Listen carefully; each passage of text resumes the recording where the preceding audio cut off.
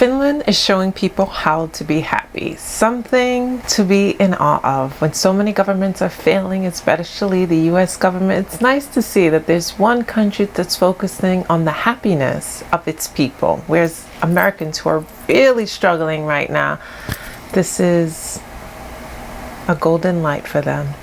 The barrage of social and political issues, there's hope, there's models out there. Before I get into what actually Finland is doing to make sure their population is happy and healthy and a productive member of their society, this is the legal code, and on this channel we discuss various policies, laws, things that are going on in the country so that you can be aware. Occasionally we touch on celebrity shenanigans or political shenanigans, but only in so much as you have something to take away, a legal component that can enrich your life. I'm not really a fan of celebrity gossip channels because I really don't think they offer much to us, only a distraction from us improving our quality of life and our daily lives. But if there's a legal component that we could take away and that can help us, then I may speak on the topic. So if you like that sort of thing, please don't forget to like and subscribe and share with anyone else you think will find value.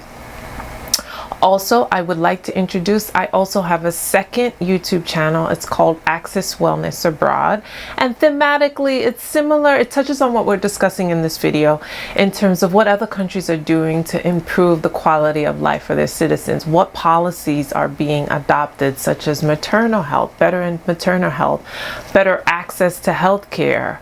Most of these countries that I will be discussing have universal health care, but they're always looking for ways to improve access to health care, innovative treatments that are more readily and affordable and available to the population we'll be looking at. And what are the policies that they're using and enforcing to make sure that their people are happy, or at least happier? There's no perfect society, there's no perfect place, there's no utopia. I'm not Pollyanna or anything like that, but I do believe that there's things that can be done to improve the quality of life, and it's up to governments to implement them.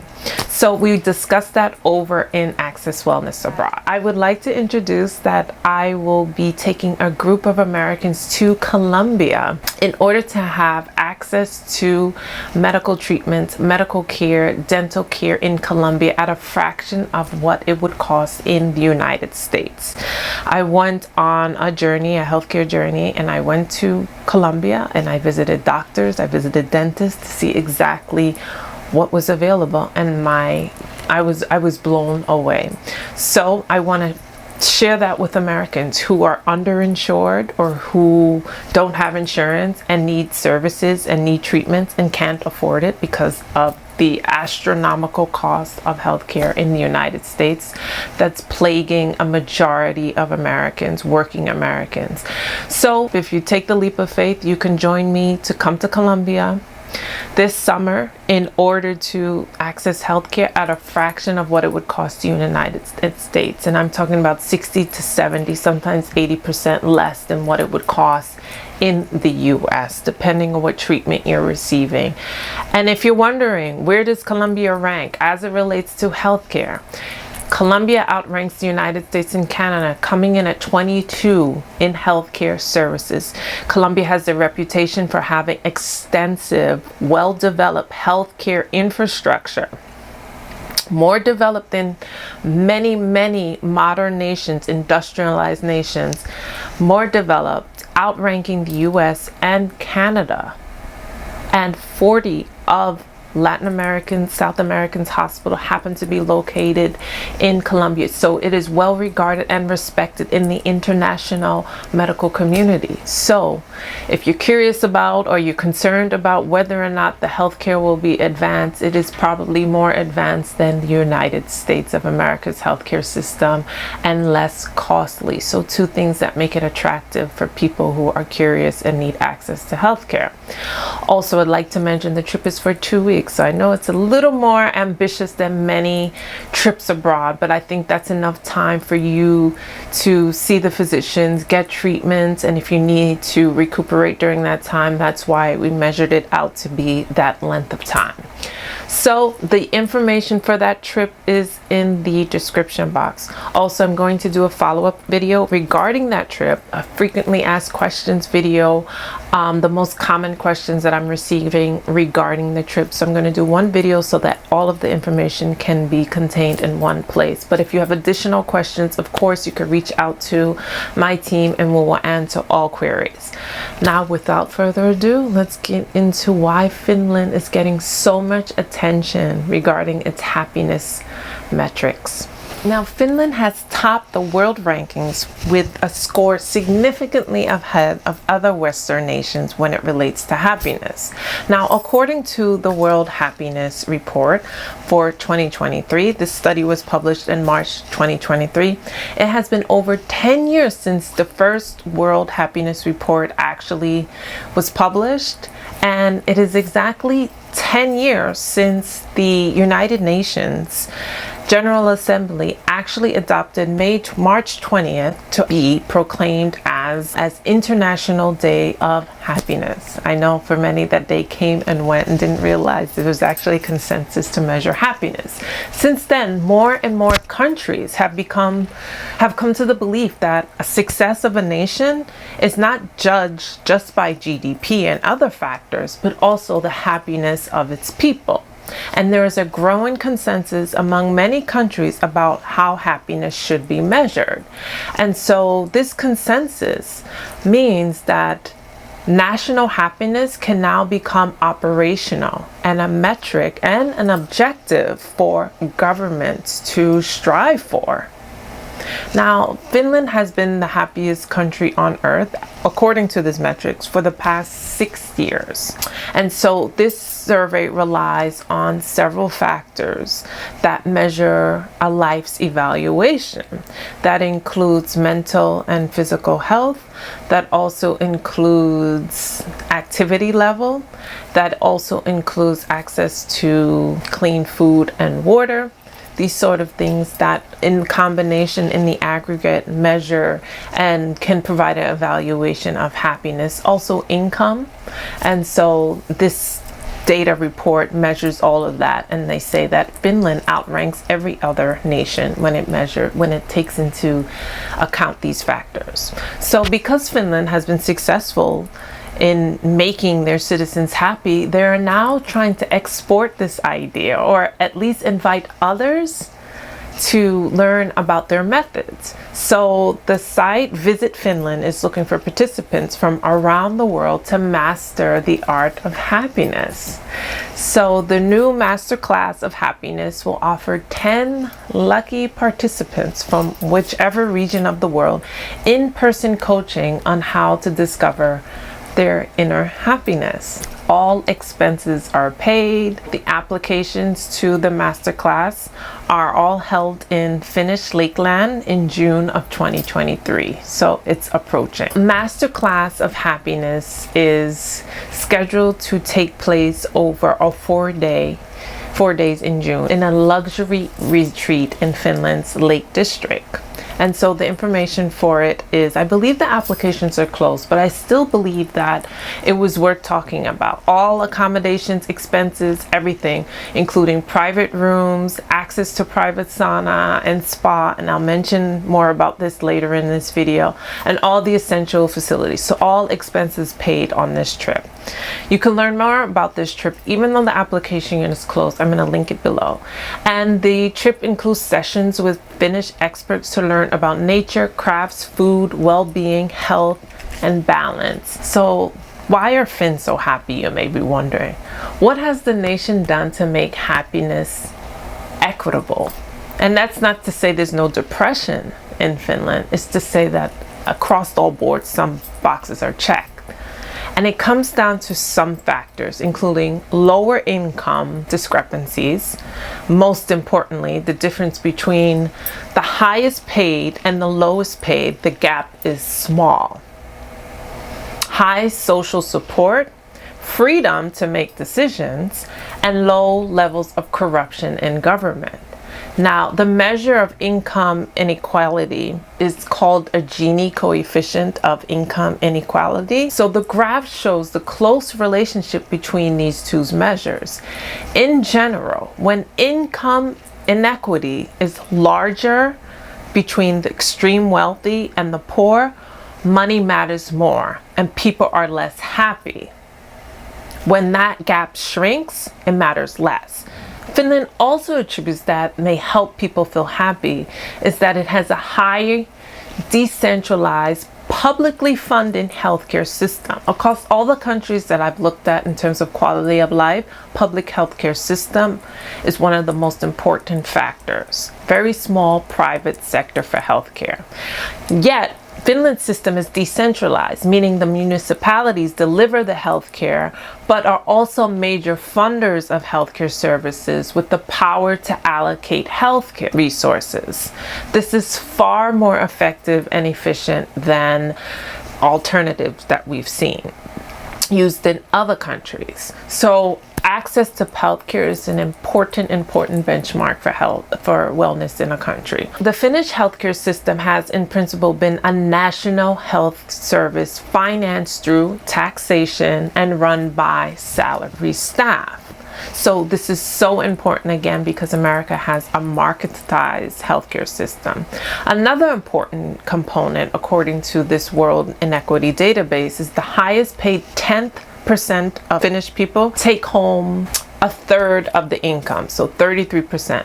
That contrasts with the same group taking 36% of the income in the United Kingdom and 46% in the United States. Now, these differences may not appear to be really substantial, but overall affect the happiness because so much less is left for the rest in unequal countries. So as the rich become richer, they also become more fearful. And so when a small number of people become richer, this is an understandable fear. So Finland has found a way to balance it out. Finland also has more equitable schools where you're likely to get a good comprehensive education that's subsidized through the government. So as well as fair school policies. So that also equates to contentment. So better housing policies with a wide variety of social housing, very low homelessness, and a healthcare service with very short waiting times to see specialists. And so they're the envy of the world, especially the UK. Now, Finns also have adopted a healthy lifestyle, including eating a diet rich in fish, mackerel, salmon, herring.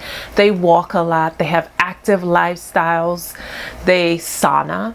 In fact, most Finns have saunas in their own houses, where it's considered a luxury in the US.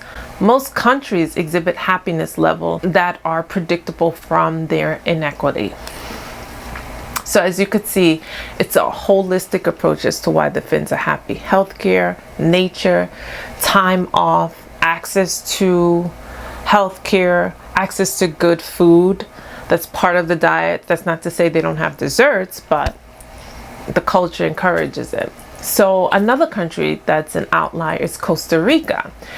Now, Costa Rica several years ago decided to do away with their army, and this allows for many things.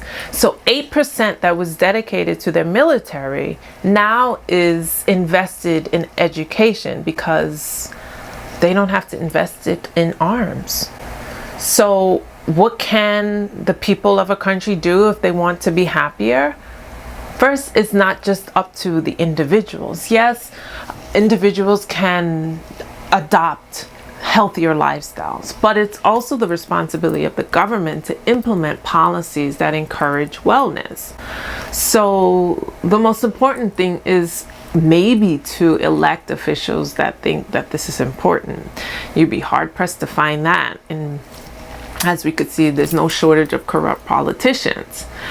But if there's a pool of applicants that are able to offer policies or advocate for policies that we can, put our teeth into, then we can encourage them and make them push forward policies that better the lives of America. Government must spearhead the efforts to ensure the well-being of its people. There's no doubt about it. We can't do it on an individual level. They also have to then improve the infrastructure. That needs to be stable. Things need to work well. Transportation, logistics, healthcare, low crime, access to services. That is all the responsibility of the government. And when these systems work well, this also allows for people to have trust in their government, and they don't mind paying taxes. These are just some of the markers of health of a country, which Finland has done well. Things work well in Finland. Public services run smoothly. There are low levels of crime. There's literacy. There's low corruption. Access to education, access to food that's affordable. And so there's an earned trust between the government and the public. And so it all works together to create a functioning society and a culture of looking out for one another. So this also extends to visitors, to travelers who come to Finland, who are welcome. As you can see, it's not just one indicator. It's a combination of factors that together improve the quality of life, that influence the health and the happiness of a nation. So Finland is doing this well as other Scandinavian countries, other countries too. Again, Finland's not perfect by any means. There will be poverty everywhere, no matter what. But there's a concerted effort to improve the lives of the most indigent, of the poor. There's policies to improve inequities, and so this is why I present this to you. And let me know your thoughts in the comments section. Have you ever been to Finland? Do you think some of these policies can be implemented? As I mentioned in the video, healthcare, access to healthcare is the common theme across industrialized nations in terms of improving the health and the happiness of the citizens. Access to healthcare helps to facilitate trust in the government, which is why so many Americans are feeling despondent with what's going on in the US, because at a minimum, they don't have the right to access to healthcare. They have the right to pay for healthcare, but the government, the US government, has not made it its responsibility to ensure that all Americans, despite socioeconomic background, have access to healthcare. That is the common theme across all industrialized and non-industrialized world as to how a society moves into the future and improves its productivity, improves its GDP, and improves its happiness. So let me know your thoughts. Do you think that more governments should look to measure happiness there should be a metric for happiness in terms of the success of a country? Let me know your thoughts. Again, all links that I discussed earlier in the video in terms of the wellness trip abroad to Colombia, my new channel, Access Wellness Abroad. So all of that will be linked, and I will see you next time.